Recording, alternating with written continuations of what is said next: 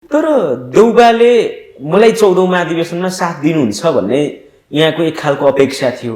त्यो साथ त यहाँले पाउनु भएन नि। त्यो जानकारी छ तपाईलाई? यो कुराको जानकारी मसँग छ। छैन। यहाँलाई मैले गर्न खोजेको प्रश्न चाहिँ के हो भने नि तपाईँ पनि के हुन्छ भनेदेखि काठमाडौँमै तपाईँको घुमिरहनु भएको छ। 14औं महाधिवेशनमा सभापतिको लागि यहाँको उम्मेदवारी चाहिँ किन?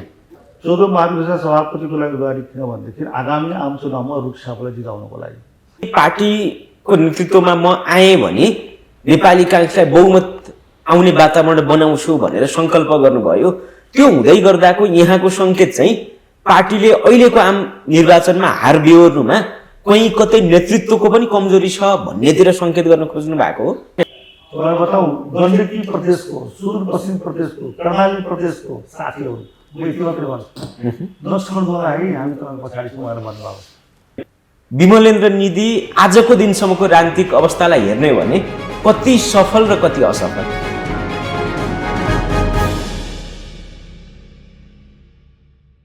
दर्शकवृन्द नमस्कार। कार्यक्रम साझा सरोकारमा यहाँलाई हार्दिक स्वागत छ। दर्शकवृन्द, साझा सरोकारको आजको श्रृङ्खलामा हामीसँग हुनुहुन्छ नेपाली काङ्ग्रेसका उपसभापति विमलेन्द्र निधि। स्वागत छ विमलेन्द्रजी। धन्यवाद। आरामै हुनुहुन्छ? आरामै छु। अलिकति पछिल्लो समय अलिक व्यस्तता, दौडधुप, कार्यकर्तासँग बाक्लो भेटघाट बढिरहेछ यहाँको, कतिको ऊर्जा मिलेको छ? अनि कार्यकर्ता साथीहरूसँग मेरो भेटघाट हुनु स्वाभाविक हो। महाधिवेशन छ र महाधिवेशनमा म सभापतिको उम्मेदवार छु।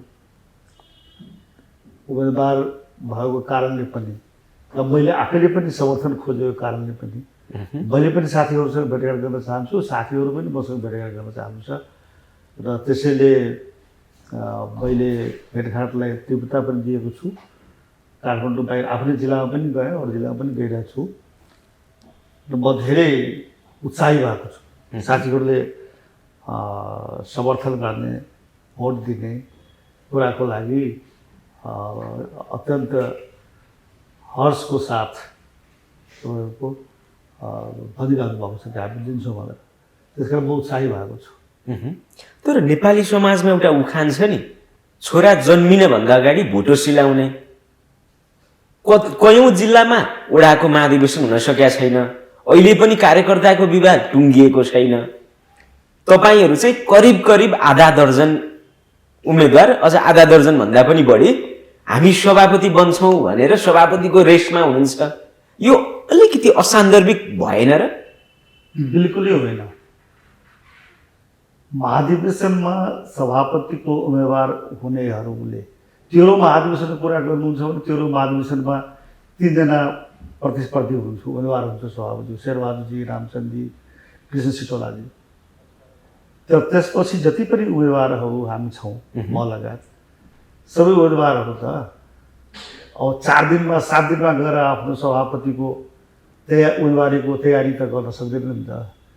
त्यस कारणले जसले नेपाली काङ्ग्रेसको सभापतिको उम्मेदवार हुन्छु भनेर सोचिरहनु भएको छ अथवा म पनि सोचिरहेको छु भने आफ्नो सभापति पदको लागि त देशभरिको मतदाता साथीहरूसँग, जिल्ला सभापतिसँग, क्षेत्रीय सभापतिसँग छलफल गर्नुपर्छ, कुराकानी गर्नुपर्छ। नेपाली काङ्ग्रेस एउटा लोकतान्त्रिक पार्टी भएको हुनाले, नेपालको सन्दर्भमा अत्यन्त महत्त्वपूर्ण पार्टी भएको हुनाले यसमा महाधिवेशन प्रतिनिधि अथवा भोटर मात्रै होइन, नागरिक समाजको, लोकतान्त्रिक समाजको, बुद्धिजीवीहरूको पनि ओपिनियनले महत्त्व राख्दछ।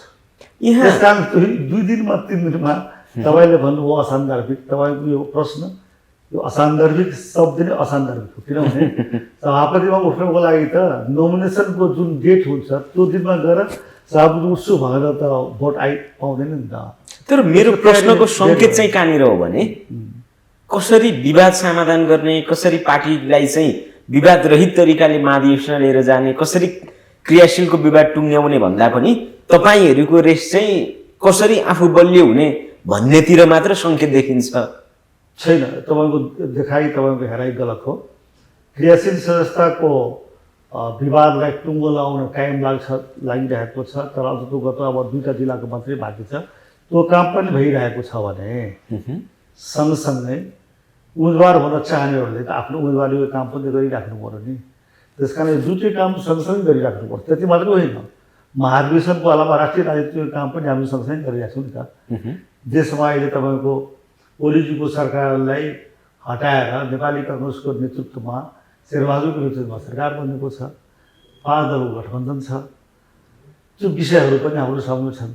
त्यस कारणले सबै कामहरू हामीले साइमल्टेनियसली गरिराख्नुपर्छ, गरिरहेका छौँ। 13औं महाधिवेशनमा यहाँ वर्तमान पार्टी सभापति शेरबहादुर देउबाको क्याम्पमा हुनुहुन्थ्यो।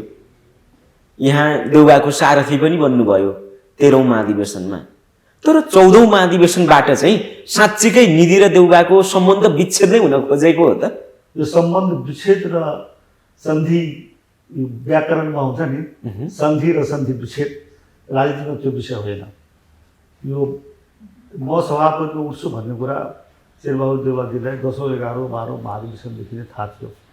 एक दिन म सभापतिमा उठ्छु भन्ने कुरा उहाँले पहिलेदेखि भनिरहेको थियो र उहाँ लगायत धेरै साथीहरूलाई थाहा छ। तर यहाँलाई सुन्नुहोस्, त्यस कारणले अब 14औं महाधिवेशनमा म सभापति बन्छु भनेर उहाँले भनेको छु। उहाँले तपाईँको अधिकार हो भन्नुभएको छ, म लडिरहेको छु। यसो सम्बन्ध विच्छेद र सम्बन्ध सन्धि गर्ने यो प्रसङ्ग तपाईँको बरु असन्दर्भित प्रसङ्ग हो। यहाँलाई 14औं महाधिवेशन नै आफ्नो लागि अलिकति सुइटेबल लाग्यो, यथार्थ यो पनि हो? हो, स्वाभाविक हो नि त। मलाई सुइटेबल लाग्यो। 14औं महाधिवेशनमा धेरै दृष्टिकोणले म चाहिँ सभापतिको उम्मेदवार हुन्छु भन्ने कुरा धेरै पहिलेदेखि धेरै साथीहरूलाई सभापतिजीलाई पनि भनिरहेको थिएँ। त्यसपछि मैले रामचन्द्रजीलाई भनेको छु, शीतलाजीलाई भनेको छु, प्रकाश मल्लाईजीलाई भनेको छु, शशाङ्कजीलाई भनेको छु, शेखरजीलाई भनेको छु, पूर्णजीले भनेको छु, ज्ञानेन्द्रजी र खाँडजीलाई भनेको छु, एनपी साहबले भनेको छु, विष्णु प्रकाश शर्माले भनेको छु, महिला नेत्रीहरू हुनुहुन्छ, उमाजी, जिला सगुनाजी, पुष्पा भूषालजी, सीता गुरुङजी लगायत सबैलाई, सबैसँग यहाँहरूको सहकार्य चाहिँ छ? किन भइहाल्छ। तर देउबाले मलाई 14औं महाधिवेशनमा साथ दिनुहुन्छ भन्ने यहाँको एक खालको अपेक्षा थियो, त्यो साथ त यहाँले पाउनु भएन नि? अझै भन्ने अपेक्षा छ, अझै बाँकी छ समय। म पाउन सक्छु भन्ने मलाई लागिरहेको छ। समयलाई हेरेर जज गरिहाल्ने बेला भएको छैन? छैन सर, अझै पनि शेरबहादुरजीले मलाई समर्थन गर्नु होला भनेर अझै मलाई विश्वास छ। त्यति मात्रै होइन, रामचन्द्रजीले पनि, प्रकाश मन्त्रीले पनि, शशाङ्कजीले पनि, शीतलाजीले पनि, उहाँहरूले पनि समर्थन गर्छु होला, मलाई त्यो विश्वास छ। 14औं महाधिवेशनबाट चाहिँ देउबाले तपाईँकै लागि छोडिदिनुपर्छ भन्ने तपाईँको भनाइ हो, या 13औं महाधिवेशनमा खडा भएका 3 जना क्यान्डिडेट 14औं महाधिवेशनमा मार्ग प्रशस्त गरिदिनुपर्छ भन्ने चाहिँ यहाँको धारणा हो? प्रश्न एकदमै तपाईँले सोधिरहेको प्रश्न तपाईँको कुनैको सन्दर्भै छैन। बरु तपाईँले मलाई यो सोध्नुहोस्, तपाईँ सभापतिमा किन उठिरहनु भएको तपाईँ? यो सन्दर्भ के हो भनेदेखि देशमा देशले जनताले नेपाली काङ्ग्रेसलाई खोजिरहेको छ। नेपाली काङ्ग्रेसलाई खोजिरहेको छ भन्नुको अर्थ के हो भनेदेखि गएको 3 वर्ष 3.5 वर्षको आम चुनावमा नेपाली काङ्ग्रेसको रुखछापले बहुमत पाउनु होइन। म त्यो विषयमा आउँछु निधिजी, तर म त्यही विषय भन्न चाहन्छु। तपाईँको प्रश्न अहिलेसम्म सोधिराख्नुभयो, तपाईँले किन देउबासँग के हो अरू कोसिस सोधिसक्नुभयो नि। अब त्यसको होइन, यहाँलाई मेरो प्रश्न चाहिँ के हो भने तपाईँहरूलाई जति पनि हुनुहुन्छ 14औं महाधिवेशनमा उठ्न खोजिरहनु भएको छ, तपाईँहरूलाई केवल देउबाले छोडिदिनुपर्छ भन्ने तपाईँहरूको धारणा हो, या 13औं महाधिवेशनमा उठ्ने जति सबैले छोडिदिनुपर्छ? सबै कुरा होइन, दुईटा यस्तो पक्ष हो। साझा कोही मान्छे उम्मेदवार बन्द छ भने उम्मेदवारले त सबैले साथ दोष भन्ने चाहना राख्नु स्वाभाविक हो नि त। त्यस कारण म पनि त्यसैले स्वाभाविक तहले देउबाले, रामचन्द्रजीले, शीतलाजीले सबैले छोडिदियोस् भन्ने चाहन्छु। अब छोड्नुहुन्छ कि छोड्नु उहाँको कुरा हो, म प्रयास गरिराख्नु पऱ्यो नि। प्रयास गर्ने मेरो अधिकार हो नि, चाहना राख्ने मेरो अधिकार हो नि त, म त्यही गर्दैछु। ल अब भन्नुहोस्, 14औं महाधिवेशनमा सभापतिको लागि यहाँको उम्मेदवारी चाहिँ किन? 14औं महाधिवेशन सभापतिको लागि उम्मेदवारी किन भनेदेखि आगामी आम चुनावमा रुखछापलाई जिताउनको लागि म सभापतिको हैसियतले देश, जनता र पार्टीको सेवा गर्न चाहन्छु।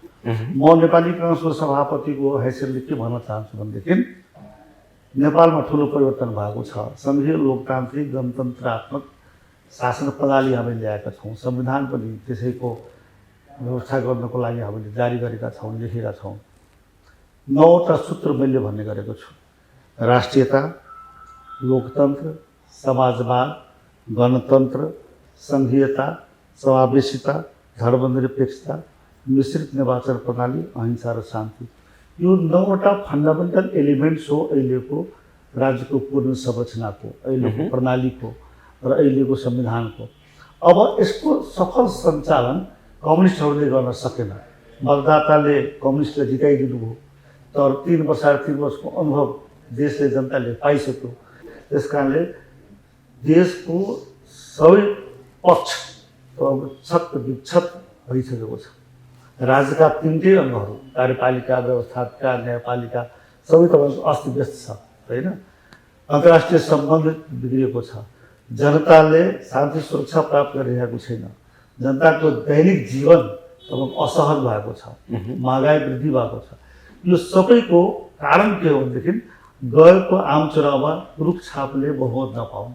त्यस कारणले म नेपाली काङ्ग्रेसको सभापतिको हैसियतले मतदाता र जनताको बिचमा गएर यो अनुरोध गर्न चाहन्छु, विन्ती गर्न चाहन्छु मतदातासँग र जनतासँग कि अबको आम चुनावमा कुनै पनि तपाईँको भ्रममा नपरिकन रुखछापलाई मत दिनु होला। हो, यो मैले अहिले उपसभापतिको हैसियतले भन्नु, अपिल गर्नुभन्दा सभापतिको हैसियतले अपिल गर्यो भने ज्यादा प्रभावकारी होला भन्ने मलाई लागेको छ। त्यस कारणले मैले नेपाली काङ्ग्रेसलाई आगामी निर्वाचनमा जिताउनको लागि सभापतिको उम्मेदवार हुन चाहन्छु, नम्बर 1। नम्बर 2, युवा पुस्ता तपाईँको धेरै सङ्ख्यामा नेपाली काङ्ग्रेसमा सदस्यता लिनुभएको छ। 35% भन्दा बढी युवाहरूले अहिले 9 लाख क्रियाशील संस्था आएको छ नि। तपाईँको चितवन जिल्लामा तपाईँ चितवन गर्नुहुन्छ, अघि भन्नुभयो तपाईँले, त्यहाँ पनि तपाईँ युवा पुस्ताहरूले क्रियाशील संस्था लिनुभएको छ। र नेपाली काङ्ग्रेसलाई हेर्नुहुन्छ भने नेपाली काङ्ग्रेसमा पुस्ताको जाम लागेको छ। नेपाली काङ्ग्रेसमा त रूपान्तरण, सङ्गठनमा रूपान्तरणको पनि जरुरी छ र रूपान्तरण सँगसँगै पुस्तान्तरणको पनि जरुरी छ। रूपान्तरण र पुस्तान्तरणलाई विभाजित गरेर कसैले रूपान्तरण मात्र हुनुपर्छ भने पनि पुग्दैन, पुस्तान्तरण मात्रै हुनुपर्छ भने पनि पुग्दैन। त्यस कारणले रूपान्तरण र पुस्तान्तरण दुइटै नेपाली काङ्ग्रेसमा आवश्यक छ। यसको लागि पनि म सभापतिको उम्मेदवार हुन चाहन्छु। म सभापति भएँ भने म एउटा रूपान्तरण र पुस्तान्तरणको लागि सहजकर्ता सभापति बन्न चाहन्छु। म बाधक सभापति बन्न चाहन्न। रूपान्तरणको लागि र पुस्तान्तरणको लागि सभापतिले तपाईँको अग्रसरता लियो भने, सभापतिले सहजकर्ताको भूमिका प्रदान गरिदियो भने त्यो राम्रो हुन्छ। त्यस कारण म विमलेन्द्र नीति सभापति हुँदै गर्दा पार्टीले र तपाईँको कार्यकर्ताले पाउने कुरा मुलुकले चाहिँ पाउँछ कि? तेस्रो कुरा, अहिले म पार्टीको चुनाव लडिरहेको छु। त्यस कारण पार्टीको कार्यकर्ताको, पार्टीको सदस्यको, पार्टीको मतदाताको भोटको लागि म अपिल गरिरहेको छु। नेपाली काङ्ग्रेस तपाईँको, नेपाली काङ्ग्रेस रूपान्तरण भयो भने, नेपाली काङ्ग्रेसमा पुस्तान्तरण भयो भनेदेखि निश्चित रूपमा, प्रत्यक्ष रूपमा, स्वाभाविक रूपमा र तपाईँको मुलुकले यसको फाइदा पाउँछ। मुलुकले सशक्त, तपाईँको सुदृढ र विचारप्रति प्रतिबद्ध, नीतिप्रति प्रतिबद्ध र सक्रिय नेतृत्व तपाईँको पाउँछ नेपाली काङ्ग्रेसमा। त्यो नेपाली काङ्ग्रेसले जनताले र देशले तपाईँको सही दिशा पनि दिन्छ र सही सेवा पनि दिन सक्छ। त्यस कारणले नेपाली काङ्ग्रेसको भूमिकामाथि निर्भर गर्दछ मुलुकले, जनताले के पाउनु भयो। त्यसैले नेपाली काङ्ग्रेसलाई म सक्रिय बनाउनु पर्यो, वैचारिक रूपले प्रष्ट र तपाईँको साङ्गठनिक रूपले सुदृढ पार्टी बनाउनु पर्दछ भन्ने हो। अहिले हेर्नुहोस् तपाईँको देशले परिवर्तन खोजेको छ नि त। देशले परिवर्तन, पार्टीको परिवर्तन, पार्टीमा परिवर्तन भएन भने देशमा परिवर्तन भएन नि त।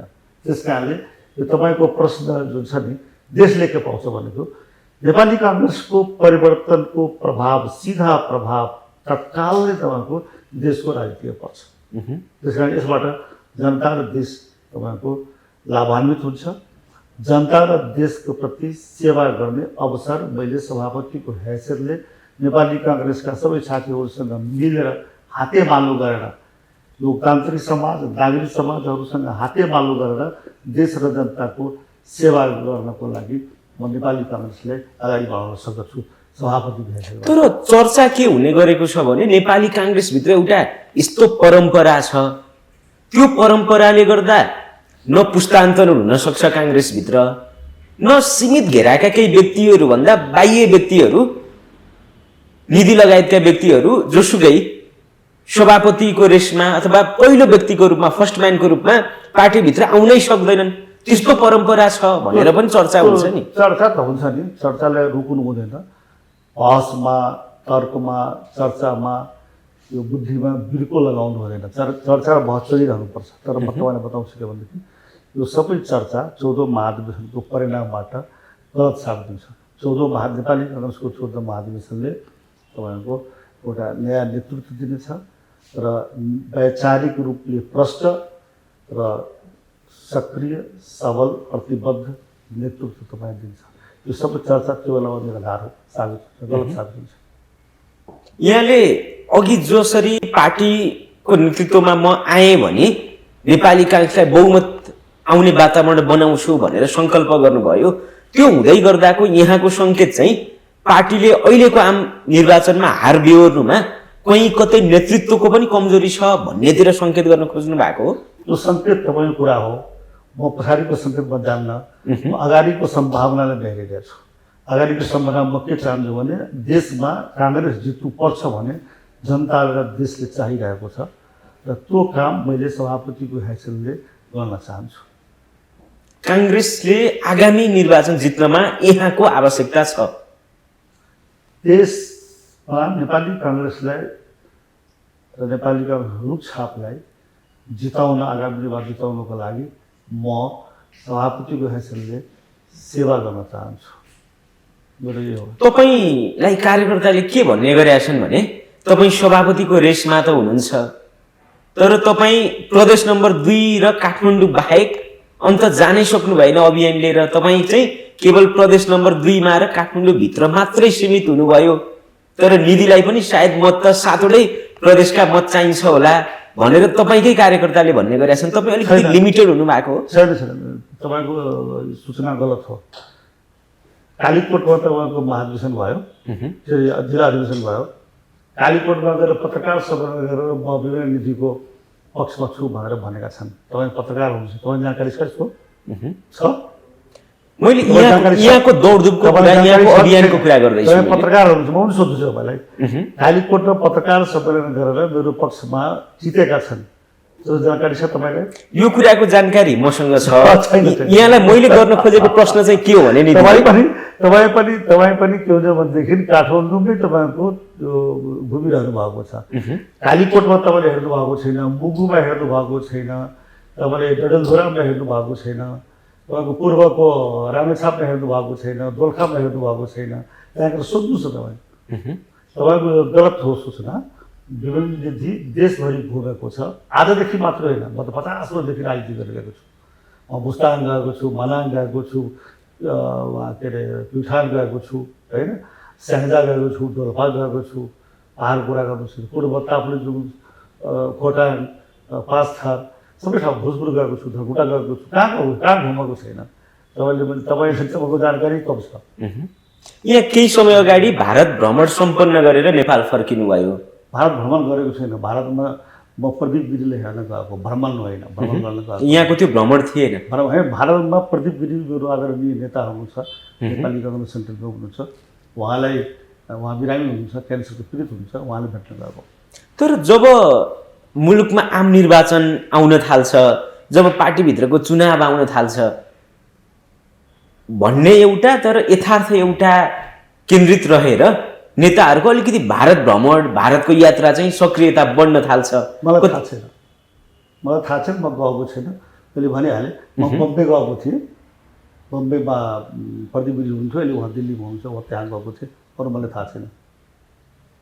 मेरो प्रश्न यहाँलाई अलिकति अनिको लाग्न पनि सक्छ, तर जसले भारतले चाहिँ जसको टाउकोमा आशीर्वाद दियो, हात थम्याइदियो, नेपालमा चाहिँ कङ्ग्रेसको सभापति उसैले जित्छ भनिन्छ नि। तपाईँको दृष्टि दोष हो।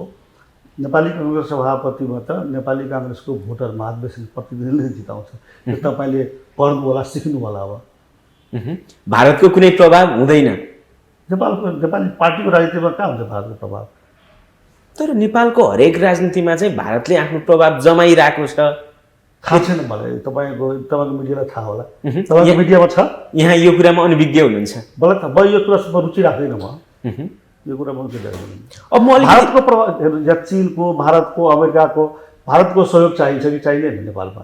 अमेरिकाको सहयोग चाहिन्छ कि चाहिँदैन? चिनको सहयोग चाहिन्छ कि चाहिँदैन? त्यो छुट्टै विषय हो। छिमेकीको सहयोग, छिमेकीसँग राम्रो सम्बन्ध राख्नुपर्छ। तर सबै कुरा प्रभावबाट हुन्छ भन्ने तपाईँको यो गलत भ्रम भयो, दृष्टिदोष हो। अब म अलिकति यहाँको प्रसङ्गमा आएँ।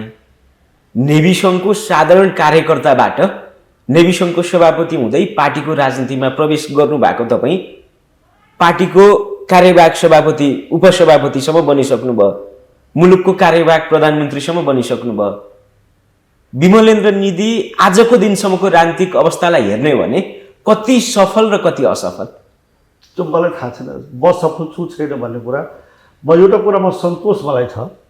मेरो राजनीतिक जीवन, म विद्यार्थी क्लास 8मा पढ्दाखेरि, स्कुलको 8 कक्षामा पढ्दादेखि नै म विद्यार्थी राजनीतिमा लागेँ। म एसएलसीको 10 क्लासको टेस्ट परीक्षा मैले जलेश्वर जेलबाट दिएको छु। म तपाईँको जलेश्वर जेल पटक पटक, सिन्धुली जेल, सिन्धुको माथि भाङ्गेडीमा हेडक्वार्टर थियो त्यो बेलामा, त्यहाँको जेलमा, सिन्धुगढीमा, रामेछापको भङ्गेडीमा, मालगाउँमा, काठमाडौँको केन्द्रीय कारागारमा, काठमाडौँको लघु कारागारमा म जेलमा बसेको छु। मलाई के कुराको सन्तुष्टि छ भने म बाल्यकालदेखि, मेरो पिताजी महेन्द्र निधि नेपाली काङ्ग्रेसको नेता हुनुहुन्थ्यो, संस्थापक नेता हुनुहुन्थ्यो, सबैको आदरणीय नेता। मेरो हजुरबा राय सन्निधि राणा शासनको विरुद्धमा भूमिगत आन्दोलनमा उहाँ संलग्न हुनुहुन्थ्यो। र नेपालमा लोकतन्त्रको लागि, बहुदलको लागि नेपाली काङ्ग्रेसको नेतृत्वमा मेरो 3 पुस्ताको सहभागिता रहेको छ। मलाई आज सन्तोष के हुन्छ भने म एक्लैले देशको सम्पूर्ण कुराहरू गर्न त सक्दिनँ, तर एउटा कुरा मलाई सन्तुष्टि छ। मान्छेलाई 2-4 चिज चाहिन्छ, अधिकार र विकास।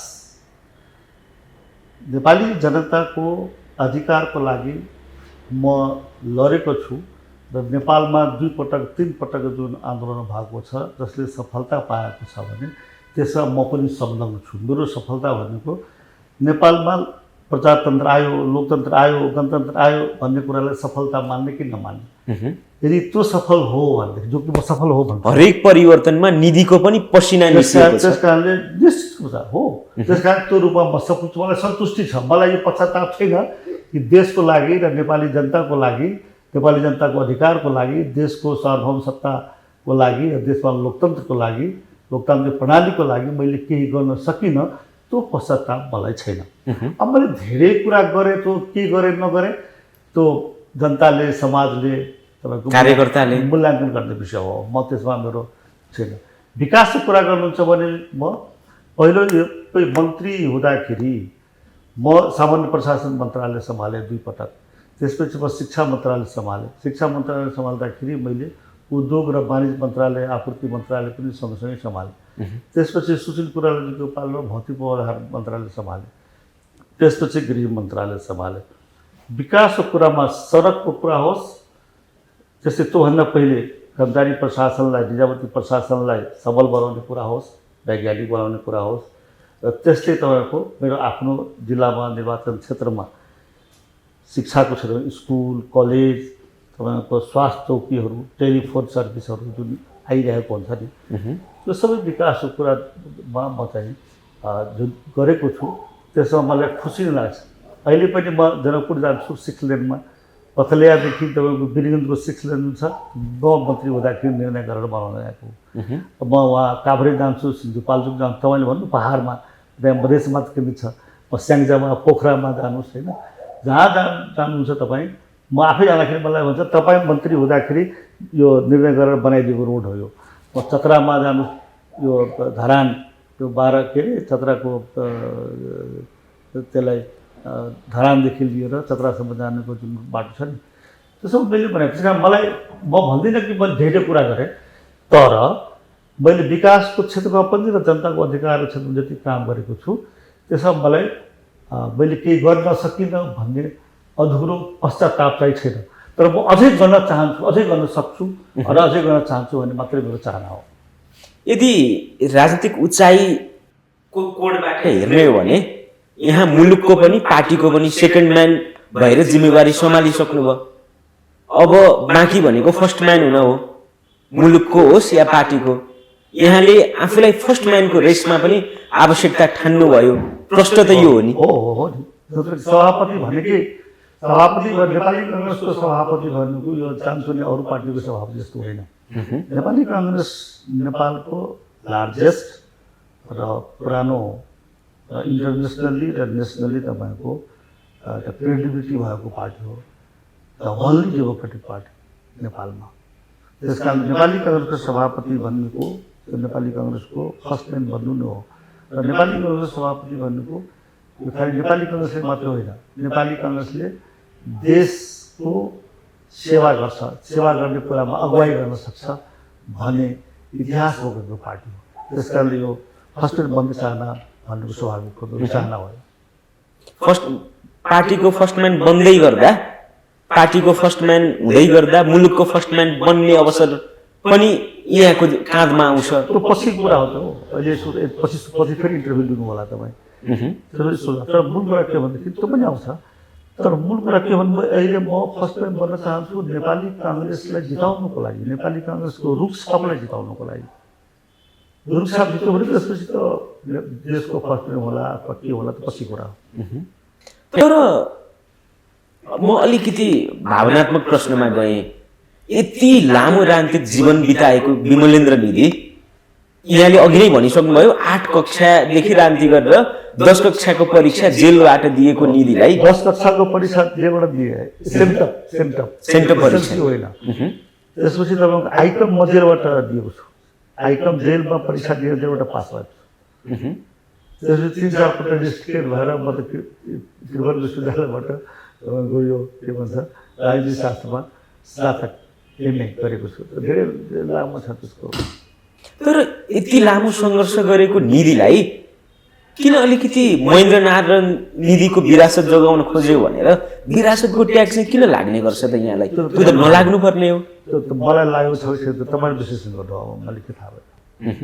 मलाई यसमा रुचि छैन। यसमा यहाँलाई त्यो रुचि छैन? म त्यो अध्ययन गर्ने मेरो रुचि होइन। त्यो अध्ययन गर्ने विश्वविद्यालयको राजनीति शास्त्रीहरूले भन्नु होला अथवा तपाईँले खोजी पत्रकारहरूले अनुसन्धानकर्ताहरूले गर्नु होला। मेरो रुचि त देशको सेवा गर्दै जानु हो। लोकतन्त्रको बहालीको लागि पटक पटक जेल गइएको छ। अहिले लोकतन्त्रको रक्षा गर्नु, लोकतन्त्रको सफल कार्यान्वयन गर्नुपर्छ, त्यसको लागि म समर्पित छु, म लागिरहेको छु। मलाई त्यसमा भन्ने के गरिन्छ भने धर्मनिरपेक्षताप्रति विमलेन्द्र निधिको अलिकति फरक धारणा छ। त्यो फरक धारणालाई आज तपाईँको प्राइभेसी रहने गरेर अलिकति सार्वजनिक गर्न मिल्छ? प्राइभेसी मतलब खुलेआमै भनेपछि त अघि तपाईँको 9वटा सूत्र भने त राष्ट्रियता 1, लोकतन्त्र 2, समाजवाद 3, गणतन्त्र 4, सङ्घीयता 5, समावेशिता 6, धर्मनिरपेक्षता 7, मिश्रित निर्वाचन प्रणाली 8, अहिंसा र शान्ति 9। यो 9वटा सूत्र छ। अहिलेको राज्यको जुन पुनर्संरचना भएको छ, अहिलेको संविधान जुन लेखिएको छ, त्यसको फन्डामेन्टल एलिमेन्ट्स यिनीहरू 9वटा हुन्। फन्डामेन्टल एलिमेन्ट्सको आधारमा हामीले आगामी दिनहरूमा राजनीतिलाई अगाडि बढाउनु पर्दछ। नेपाली काङ्ग्रेस त्यसको लागि प्रतिबद्ध छ। यहाँलाई मेरो अन्तिम प्रश्न, यहाँ सभापतिको रेसमा रहिरहँदा मुलुकभर आम कार्यकर्ताको चामिङ चाहिँ कतिको पाउनुभयो? आम कार्यकर्ताको खालको उत्साह चामिङ चाहिँ कतिको पाउनुभयो? धेरै उत्साह। त्यसको उत्साहको अर्को प्रमाण के बताउँछु भनेदेखि बरु सोध्छन् मलाई। तपाईँको प्रश्न सायद त्यसरी थियो सुरुमा, तपाईँले विषयबाट सोध्नुहुन्न अथवा तपाईँको यो साँच्चीकै लड्नुहुन्छ। यो चिन्ता यो प्रश्न निधिमाथि छ। साथीहरूमा किन गरेको हुन् भनेदेखि मसँग मेरो उम्मेदवारीमा 4 महिना नबितेको भए त नछोड्नु होला है। मलाई बताऊ, गण्डकी प्रदेशको, सुदूरपश्चिम प्रदेशको, कर्णाली प्रदेशको साथीहरू म यति मात्रै भन्छु, नछोड्नु होला है, हामी तपाईँको पछाडि छौँ भनेर भन्नुभयो। तर यहाँले एकदम महत्त्वपूर्ण प्रसङ्ग लिएर आइदिनु भयो। यहाँ चाहिँ फाइनल अवस्थासम्म मैदानमा कतै हुनुहुन्न कि कोही अरू क्यान्डिडेटलाई समर्थन पो गरिदिइहाल्नुहुन्छ कि भन्ने चिन्ता कार्यकर्ताले गरेका छन्। यो एकदम सत्य हो। तपाईँको विषयमा धेरै यो विषयमा सवाल हुने गरेको छ। र धेरैलाई यो भइसकेको छ कि यो मेरो क्रेडिबिलिटी पनि छ, म जे बोल्छु त्यो गर्छु भन्ने क्रेडिबिलिटी मेरो बारेमा देशभरका साथीहरूमा छ, नेताहरूमा पनि छ, साथीहरूमा पनि छ। त्यस कारणले म चुनाव लड्छु भन्ने कुरामा कसैले अब सन्देह छैन। पार्टीको चुनाव जित्नको लागि पनि मुलुकभरबाट आउने महाधिवेशन प्रतिनिधिलाई आफ्नो पक्षमा लिएर आउनु पर्यो, मुलुकभर आफ्नो एक खालको अभियान चलाउनु पर्यो। त्यसको लागि यहाँको टार्गेट चाहिँ के छ? टार्गेट म महाधिवेशन प्रतिनिधिहरूसँग सम्पर्क सम्भावित 13 महाधिवेशनमा रहनु भएका महाधिवेशन प्रतिनिधि जति हुन्थ्यो सबैसँग मैले सबैसँग भेटघाट गरेर त सकिएन, टेलिफोनिक सम्पर्क सबैसँग गरेँ। 77 जिल्लाका जिल्ला सभापतिहरू, तत्कालीन 240 निर्वाचन क्षेत्रका क्षेत्रीय सभापति नेपाली काङ्ग्रेसका, त्यसपछि तपाईँको 13 महाधिवेशनका लगभग 3,500 जति महाधिवेशन प्रतिनिधिहरू, जातीय सङ्गठन र सुरक्षा सङ्गठनका नेताहरू, जनसम्पर्क समिति विदेशी त्यसका नेताहरू सबैसँग मैले सम्पर्क गरिरहेको छु। सब टार्गेट गरेको उहाँहरूलाई नै हो। अब अनुमानित तपाईँको महाधिवेशन प्रतिनिधि आउने 4,125 छ 165 निर्वाचन क्षेत्रबाट। जातीय सङ्गठन र जनसम्पर्क समितिको छुट्टै हुन्छ। ती सबै सम्भावित प्रतिनिधिहरूसँग मैले, मेरो साथीहरूले, मेरो टिमले, मेरो साथीहरू छन् यहाँ सम्पर्क कार्यालयमा पनि मेरो टिम छ, साथीहरू हुनुहुन्छ, मलाई सहयोग गर्ने अरू साथीहरू हुन्छ, केन्द्रीय समितिमा हुनुहुन्छ, जिल्ला सभापति हुनुहुन्छ, सबैले काम गरिरहनु भएको छ, सबैले मलाई सहयोग गरिरहनु भएको छ। उहाँहरूको मार्फतबाट म सम्पर्कमा छु, म प्रत्यक्ष सम्पर्कमा पनि छु। टार्गेटहरू अब आउने यो महाधिवेशन प्रतिनिधि जुन हुनु छ, अब देशभरिबाट तपाईँको मङ्सिरको 6 गते जुन क्षेत्रीय अधिवेशन छ त्यसको 65 निर्वाचन सभा हुने, त्यसबाट तपाईँको महाधिवेशन प्रतिनिधिहरू छानिनु हुन्छ। उहाँहरू नै हो मेरो लक्ष्य अहिलेलाई। टार्गेट भन्नु पनि तपाईँको एउटा उहाँहरूसँग सम्पर्क गरिरहेको छु। म आफ्नो व्यक्तिगत सम्पर्क पनि गरिरहेको छु। आजकल कोही डिजिटल मिडियाहरू छ, मेरा साथीहरूले फेसबुक लगायतका जुन अरू वेबसाइटहरू छ होइन, त्यसबाट गरिरहेको छु। म भोइस रेकर्डबाट गरिरहेको छु। म यी सब माध्यम, विभिन्न माध्यमबाट म उहाँहरूसँग सम्पर्क गरिरहेको छु। उहाँहरूलाई अनुरोध गरिरहेको छु, उहाँले भोट दिनुहोस्, उहाँलाई समर्थन गर्नुहोस्। तपाईँको माध्यमबाट पनि के भन्न चाहन्छु भने सबै महाधिवेशन प्रतिनिधिहरू आउनुहुन्छ, उहाँहरूले जो म सुनिरहनु भएको छ, हेरिरहनु भएको छ, उहाँहरूसँग पनि अनुरोध गर्न चाहन्छु कि मलाई तपाईँ आफ्नो अमूल्य भोट दिनु होला। तपाईँ आफूले पनि दिने अथवा आफूले भनेर मान्नेलाई पनि दिलाउनु होला। मैले यो टार्गेट यही हो नि त। यहाँको टार्गेट यति नै हो।